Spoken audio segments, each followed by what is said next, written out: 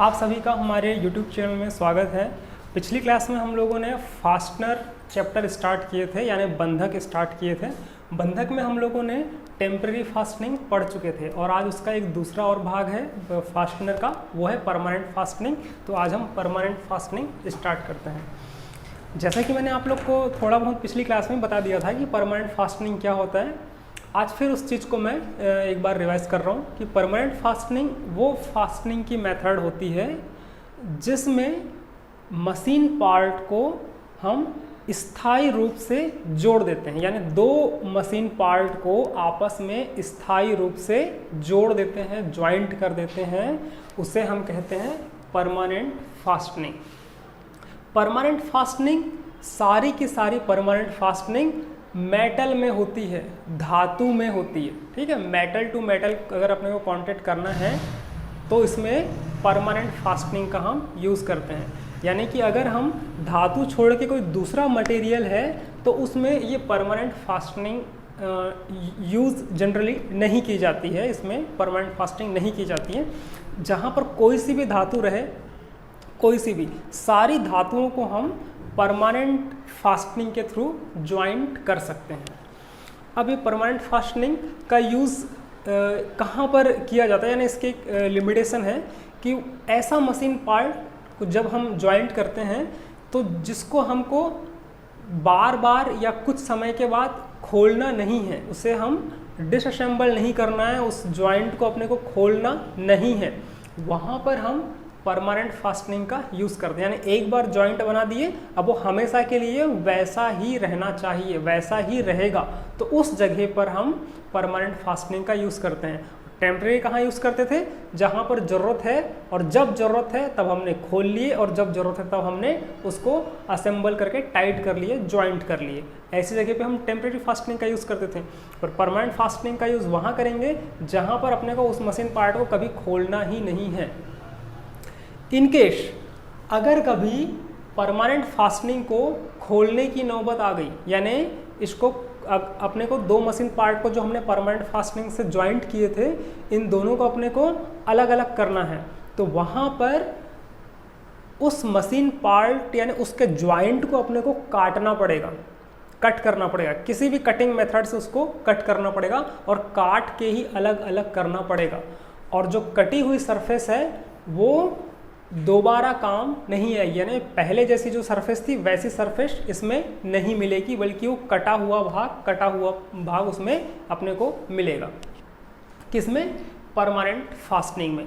Temporary fastening में ऐसा बिल्कुल नहीं था। टेम्परेरी फास्टनिंग में जो मशीन पार्ट पहले से बना हुआ था उसको हम ज्वाइंट कर रहे थे, और फिर उसके बाद जब उसको हम खोल रहे थे तो वैसा का वैसा ही था।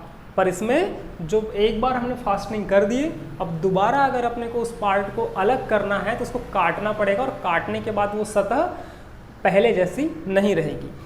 परमानेंट फास्टनिंग के एग्जाम्पल देखते हैं हम, इसके कौन कौन से एग्जाम्पल हैं, किस किस को हम परमानेंट फास्टनिंग बोलेंगे। जैसा कि आप लोग हमेशा देखे हैं, बहुत लोगों को मालूम है इस बात को, वेल्डिंग। ठीक है ना, वेल्डिंग,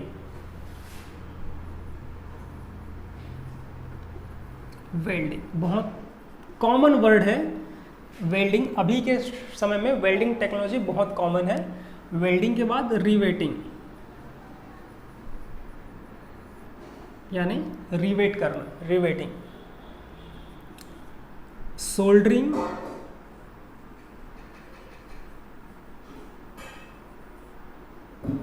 ब्रेजिंग,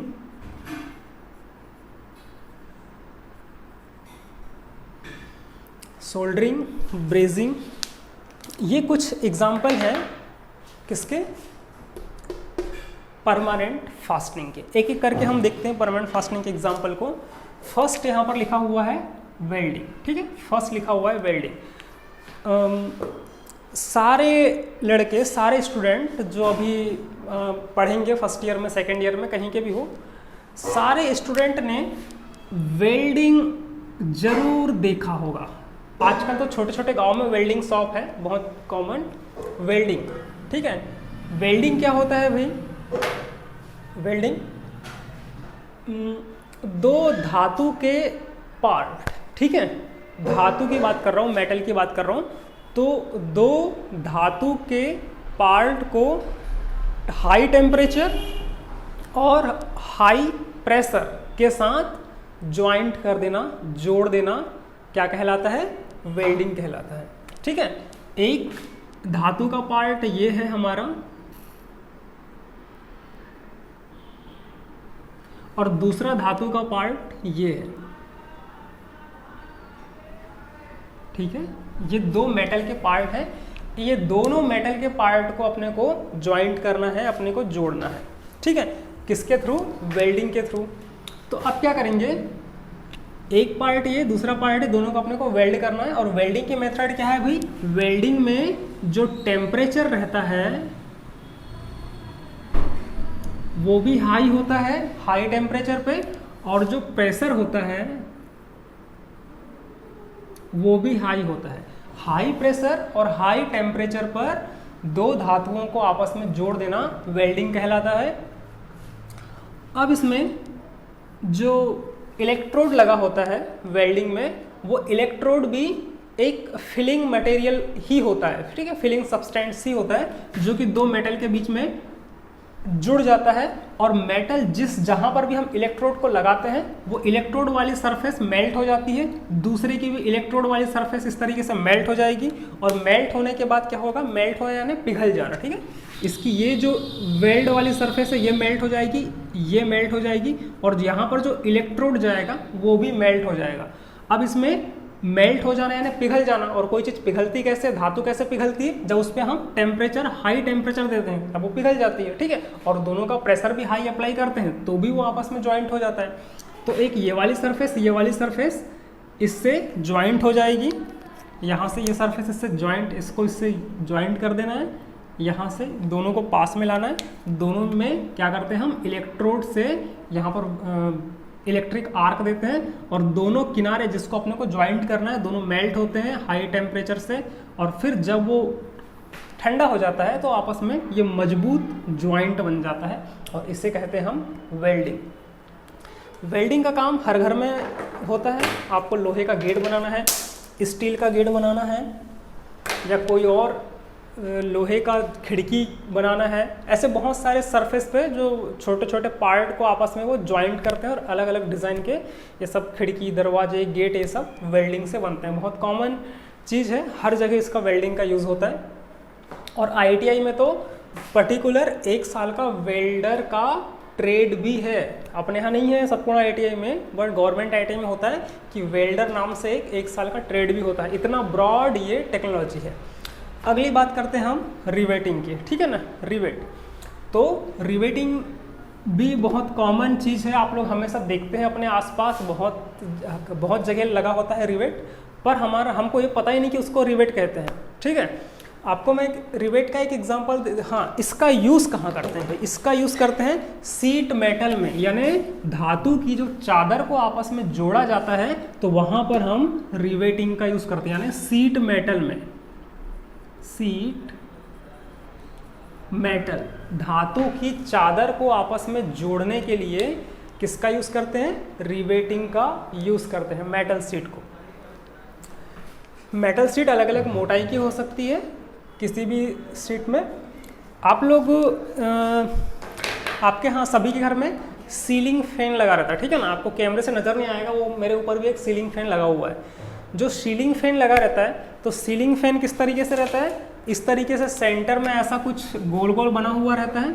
ठीक है, और उसके बाद यहाँ से ऐसे कुछ 3 बने हुए होते हैं ऐसे। ठीक है, ऐसे। और इस सीलिंग फैन में ब्लेड को कनेक्ट करते हैं। ठीक है ना, सीलिंग फैन में ऐसे यहाँ से ब्लेड कनेक्ट होती है, पंखुड़ी जिसको आप लोग बोलते हो। ठीक है, सीलिंग फैन में ऐसी ब्लेड कनेक्ट होती है 3, जनरली 3 होती है, कोई कोई सीलिंग फैन में 4 भी होती है। ठीक है, कहीं कहीं 4 भी होती होगी। ऐसा आप लोग देखे जरूर होंगे, सभी लोग अपने अपने सभी के घर में। अब देखो, ये जो ब्लेड है ये धातु की बनी हुई है सीलिंग फैन की। ठीक है ना, और फिर इस धातु की ब्लेड कोई ना कोई मोटाई भी है इसकी। ठीक है, पर्टिकुलर कोई थिकनेस है, और इसको क्या बोलते हैं भाई बताओ? ये जो सीलिंग फैन में गोल गोल है वो क्या बोलते हैं उसको, क्या बोलते हैं इसको बताओ। तो ये जो इसके साथ, ये जिसके साथ इसको कनेक्ट किए हैं, ये भी धातु की चादर का बना था जिसकी भी कुछ मोटाई रहती है, ठीक है ना। अब यहाँ पर आप लोग ऐसे गोल गोल बटन जैसे देखे होंगे, ऐसे देखना, नहीं भी देखे तो आज देखना, ऐसे गोल गोल ऐसे बटन जैसे देखे होंगे, ऐसे ऐसे लगे हुए रहते हैं, अपने को दिखते भी हैं यहाँ से, ऐसे ऐसे बटन जैसे ऐसे गोल गोल 3 लगे रहते हैं। यहाँ पर कितने हैं भाई, यहाँ पर भी 3 हैं ऐसे गोल गोल, ठीक है ना। यही है रिवेट, इसको बोलते हैं हम रिवेट, इसे कहते हैं रिवेट, ठीक है ना। तो ये रिवेट कहाँ यूज़ करते हैं, मेटल शीट में धातु की चादर को ज्वाइंट करने के लिए। अब इसका क्या मेथड है, क्या तरीका रहता है रिवेटिंग का, जो फास्टनिंग की टेक्निक है रिवेटिंग, इसकी टेक्निक ये रहती है कि 2 धातु की चादर है, एक धातु की ये चादर है और दूसरी धातु की ये चादर है, 2 मेटल की सीट है, धातु की सीट है, दोनों को आपस में रिवेटिंग के थ्रू ज्वाइंट करना है, दोनों को आपस में रिवेट। ये एग्जाम में आता है, रिवेट आएगा एग्जाम में, ठीक है ना। एक जो अगर ये फास्टनर में से आएगा तो टेम्परेरी फास्टनिंग में से नट या बोल्ट या स्क्रू का एक डायग्राम बनाने आएगा, और अगर ये जो परमानेंट फास्टनिंग में से कोई भी एक रिवेटिंग आ जाएगा, ठीक है। वो मैं बताऊंगा कैसे ड्राइंग बनाना है इसकी, पहले रिवेटिंग समझ जाते हैं। अब ये मेटल की 2 सीट है, ये दोनों मेटल की सीट को आपस में ज्वाइंट करना है आपस में, तो इसमें रिवेट लगे होते हैं, ठीक है। इसमें रिवेट लगाना है अपने को, ये बाहर से तो दिख रहा है, ये तो रिवेट का हेड है ये, बट रिवेट होता कैसे है, एक माइल्ड स्टील धातु होती है, माइल्ड स्टील, यानी नाम नहीं होता वो, उसकी कैरेक्टर रहता है माइल्ड स्टील, ठीक है ना। माइल्ड स्टील धातु का बना हुआ एक इस आकार का रिवेट होता है, ठीक है, ऐसे। इसको बोलते हैं रिवेट, इसको बोलते हैं हेड, रिवेट हेड, इसको बोलते हैं सैंक, और इसको बोलते हैं टेल, ठीक है। इस तरीके से सैंक को, इसको बॉडी भी कहा जाता है। अब ये अलग अलग डायमीटर के रहते हैं, यानी जो सैंक रहता है ये अलग अलग व्यास का रहता है, गोल रहता है, जैसा बोल्ट रहता है उसी आकार का सैंक भी होता है, बस बोल्ट में चूड़ियाँ बनी हुई होती है और रिवेट में चूड़ियाँ नहीं बनी होती, बल्कि बॉडी इसकी पूरी प्लेन रहती है, स्मूथ रहती है, ठीक है ना।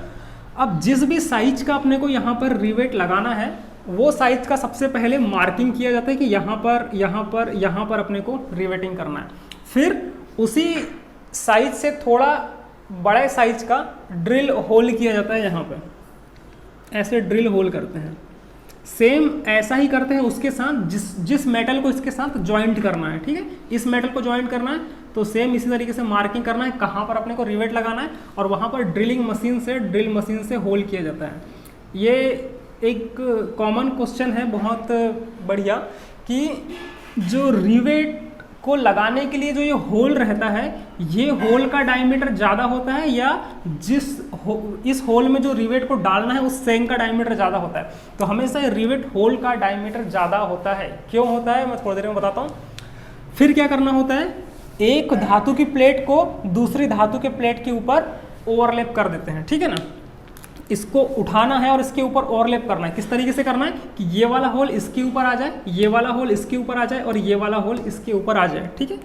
इस तरीके से यहाँ पर ओवरलैप कर दिया हमने, एक धातु की सीट ये वाली और इस धातु की सीट में होल एक दूसरे के ऊपर ओवरलैप हो गए। पहले वाली सीट का होल दूसरी वाली सीट के होल में ओवरलैप हो गए, ठीक है।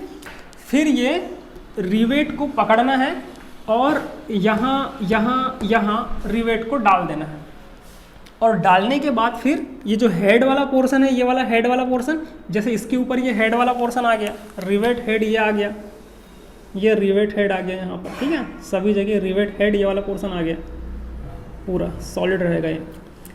और जो इसका जो टेल या सैंक या टेल वाला पोर्शन, सैंक और टेल दोनों पोर्शन ये इसके उस साइड रहेगा। तो फिर क्या करना है, इसको एनविल पे रखना है, और एनविल पे रखने के बाद इधर वाले पोर्शन को हैमर से, हथौड़े से मारना है इसको, ठीक है ना। हैमर इसको इस तरीके से मारना है। तो ऐसा हैमर से इस वाले पोर्शन को मारने के बाद क्या हो जाएगा, ये वाला भाग ये वाला भाग भी इस तरीके से हो जाएगा, फ्लैट हो जाएगा, दब दब के इस तरीके से फ्लैट हो जाएगा और ये वाला पोर्शन भी इस तरीके से दिखने लगेगा हैमर से मारने के बाद। ठीक है, तो जैसा इधर है वैसा उधर भी दिखने लगेगा। ये है रिवेटिंग करने के बाद की कंडीशन, दोनों साइड से इस तरीके से उसके जो दोनों हेड वाला पोर्शन एक जैसे नजर आएगा दोनों साइड में। ठीक है ना, तो ये टेक्निक कहलाती है रिवेटिंग। इसीलिए जो हैमर से मारना है यहाँ पर, इसीलिए रिवेट की जो धातु रहती है वो नरम धातु होती है, माइल्ड स्टील होती है, ताकि वो हैमर से मारने पर आसानी से इस तरीके से ऐसा मेल्ट हो जाए और इस तरीके से सॉलिड होकर जम जाए वहाँ पर दोनों पार्ट को। तो ये कहलाता है रिवेटिंग। ठीक है, और जब इसकी ड्राइंग बनाएंगे तब हम इसको और अच्छे से डिटेल में पढ़ेंगे। 2 बचा हुआ है सोल्डरिंग और ब्रेजिंग। तो सोल्डरिंग और ब्रेजिंग को मैं अगली क्लास में कंटिन्यू करूँगा। Thank you.